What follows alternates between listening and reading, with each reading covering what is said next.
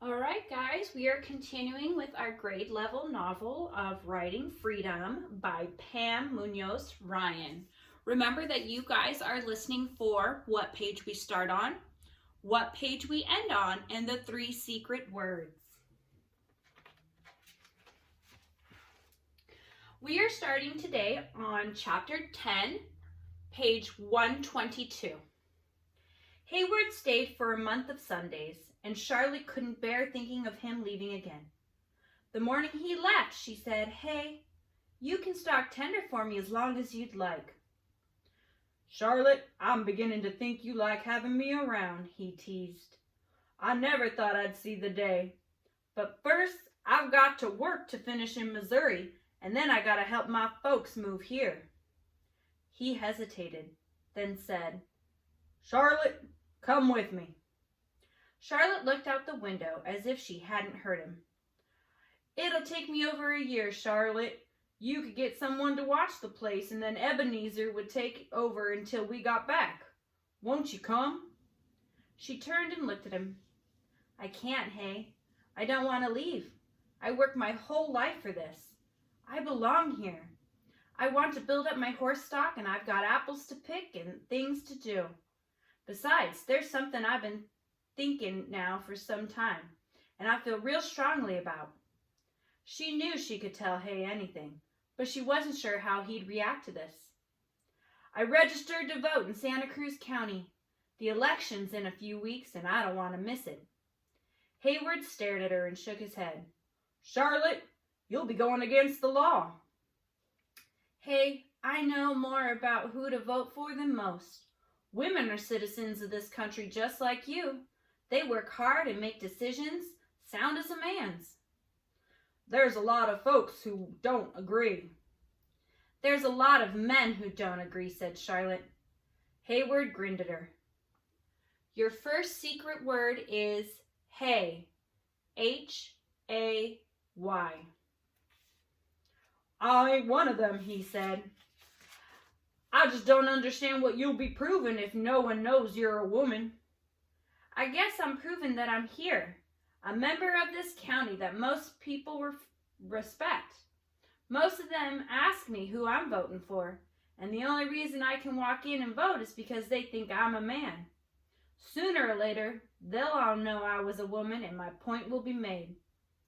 "So someday you're going to let people know you're a lady?" he asked. "Maybe, but whether I let them know or not, I'll be wearing these same clothes and tending my horses and running this ranch, same as always."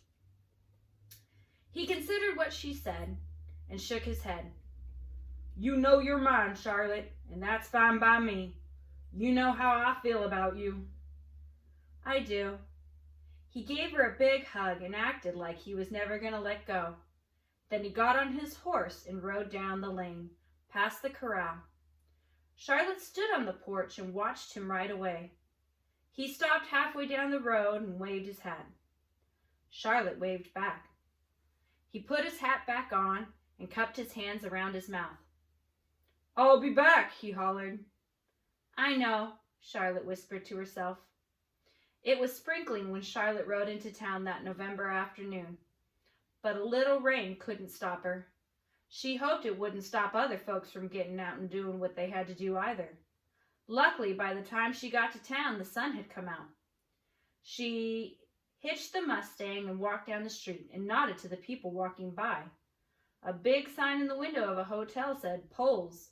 Some of the ladies in town went about their errands and didn't seem to give a second thought to the long line of men in front of the hotel. Others gathered out front in 2s and 3s, waiting for their menfolk, and acted like there was nothing real special going on inside. Charlotte wondered if they really didn't care, or if they were going about playing their roles like she was playing hers. One man came up and said, and clapped her on, One man came up and clapped her on the back. "Glad to see you, Charlie," he said. Your second secret word is Charlotte. Charlotte.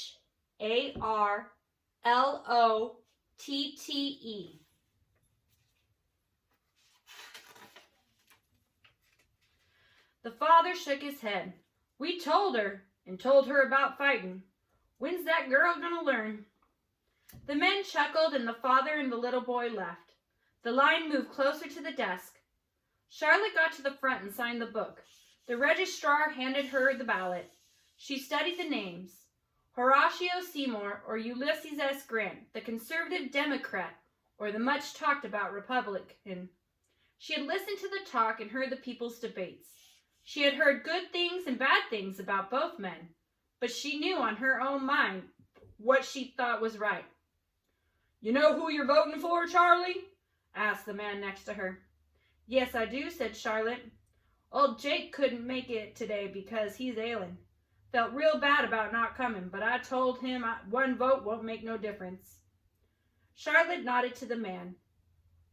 Would her one vote make a difference? Why was she doing this? Someday when people found out, would they just think she would have been crazy too? Or would they have wondered that she had a good reason? Yes, she told herself, she had a good reason.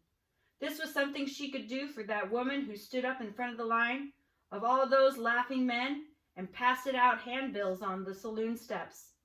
Something for those women who out front were pretending they didn't mind that they couldn't vote. For Vern, who had always been allowed to speak up and shouldn't have been allowed to vote.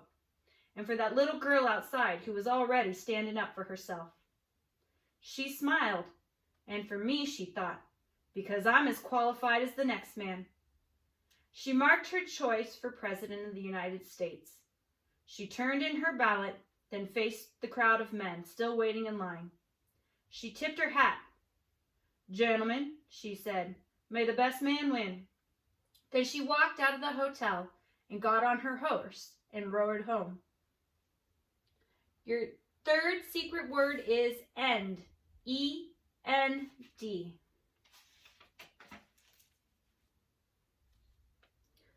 Ebenezer arrived in the spring just before the fowl. He surveyed the property and grumbled about all the things that should have been done. The pasture fence needed mending, and the chickens needed a new coop. Margaret needed help selling the eggs in town. Charlotte was tickled because she figured all his belly aching meant he had come to stay. And for the fowl, it came in the middle of the night, in the middle of a thunderstorm. It gave Charlotte fits and worries because it was breeched, trying to come out the wrong way. She coaxed it as best she knew, but when she was afraid they'd both be lost, she woke up Ebenezer. The two sat up all night soothing the mother horse, who was frightened by the thunder as she was giving birth. While Ebenezer tried to deliver the fowl, Charlotte paced like an expectant father. Her mind was on the night she sat up with Freedom, and she was remembering Vern. If he were here, he'd be telling her to settle down. That Ebenezer knew what he was doing. Vern had been right about so many things. But Charlotte needn't worry. By the time the rooster crowed, a wet, folded-up bundle of wet legs was delivered. A filly. The baby horse barely stood on her wobbly legs when Ebenezer said, "There's another one coming! Twins!"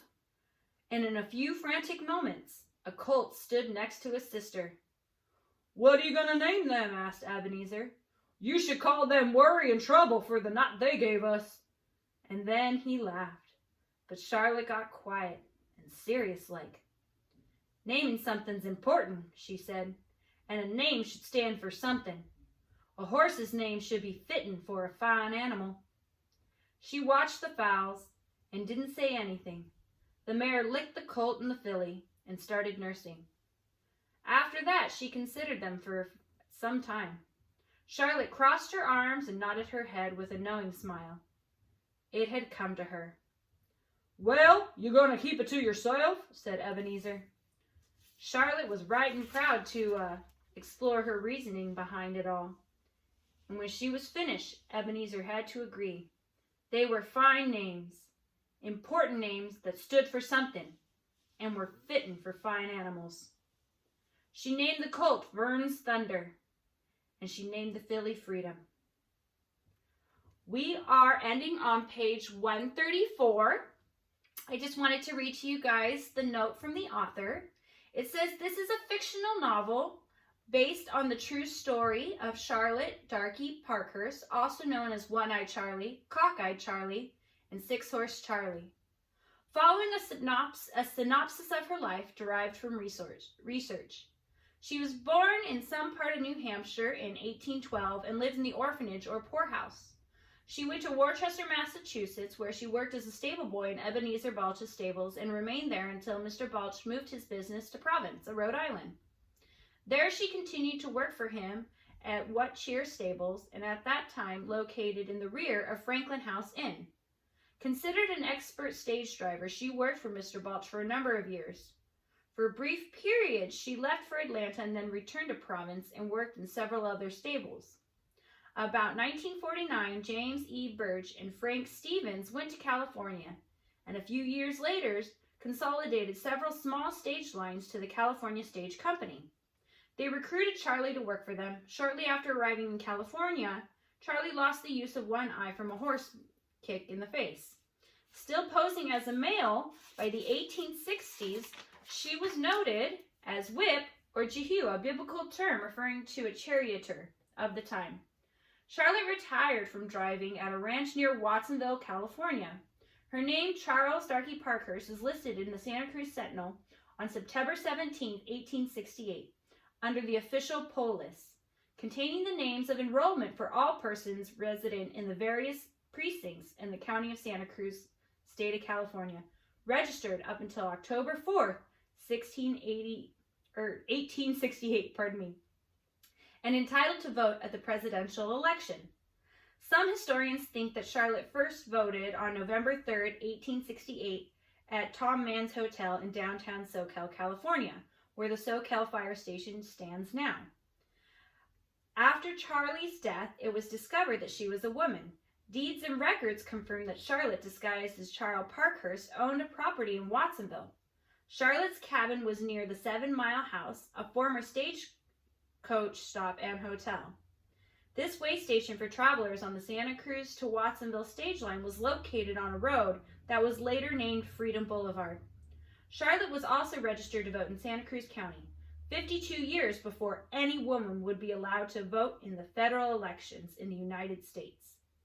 In 1955, the Pajaro Valley Historical Association marked her grave with a monument that reads, Charlie Darky Parkhurst, 1812 to 1878. Noted whip of the Gold Rush days, drove stage over Mount Madonna in early days of the valley. Last run, San Juan to Santa Cruz. Death in cabin near the 7 Mile House revealed One-Eyed Charlie, a woman, the first to vote in the U.S., November 3rd, 1868. If you guys look at the photos that will be posted tomorrow under the grade level novel, you can see her actual gravestone that reads this. I tried to keep this storyline as close to her real life, but for purposes of the novel, I sometimes had to take creative license. This is from the author. For instance, in actuality, Charlotte Parkhurst was born in 1812 and would have been 55 years old when she voted. I moved the time frame of the story to the mid-1800s and spanned fewer years of her life in consideration for young readers. We will never really know Charlotte's motives for choosing to live her life the way she did. Possibly she did what she had to do to survive during a time when there was very few opportunities for young women. I suspect that she stumbled upon the chance to become a stage driver and that she was good at it, and it gave her personal freedom that she would have never experienced as a girl. That freedom would have been very hard for anyone to give up once they had experienced it. In the words of her obituary, who shall longer say that a woman cannot labor and vote like a man? That is the conclusion of Writing Freedom by Pam Munoz Ryan. Next week we will be starting on a new story titled Invisible Inkling by Emily Jenkins. I hope you guys enjoyed this story and be sure to complete the assignments today and tomorrow.